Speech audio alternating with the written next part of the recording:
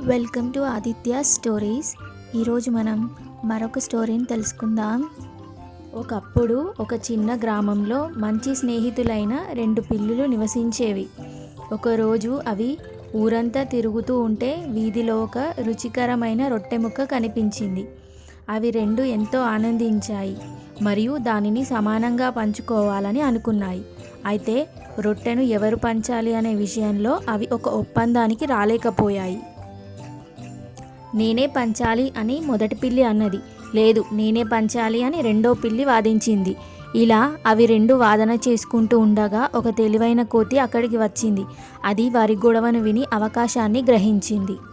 ప్రియమైన మిత్రులారా, మీరు ఎందుకు గొడవ పడుతున్నారు అని కోతి అడిగింది. పిల్లులు తమ సమస్యను వివరించాయి.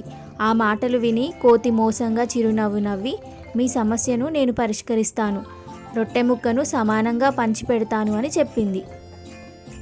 పిల్లులు అందుకు అంగీకరించాయి. కోతి రొట్టెను రెండు ముక్కలుగా విభజించింది.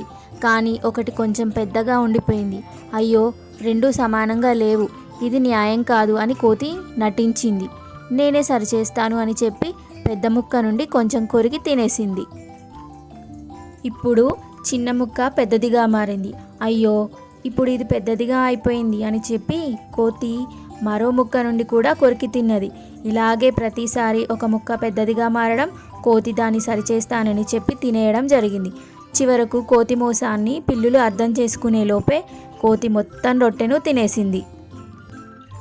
తన పొట్ట నిండిన ఆనందంలో ధన్యవాదాలు ఈ రుచికరమైన భోజనానికి అని చెప్పి కోతి చెట్టెక్కి వెళ్ళిపోయింది.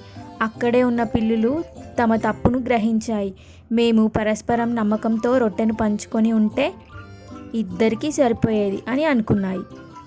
ఈ కథలోని నీతి విషయానికి వస్తే, అవివేకంగా గొడవ పడితే నష్టం తప్ప ఏమీ ఉండదు. స్నేహితులు పరస్పరం ఎప్పుడూ నమ్మకంతో ఉండాలి. లేదంటే చిన్న చిన్న విషయాల పట్ల వివాదాలు ఏర్పడతాయి. మూడవ వ్యక్తికి అది అవకాశంగా మారుతుంది. మరిన్ని మంచి మంచి కథల కోసం మన ఛానల్ ఆదిత్య స్టోరీస్ని సబ్స్క్రైబ్ చేసుకోండి. Thanks for watching.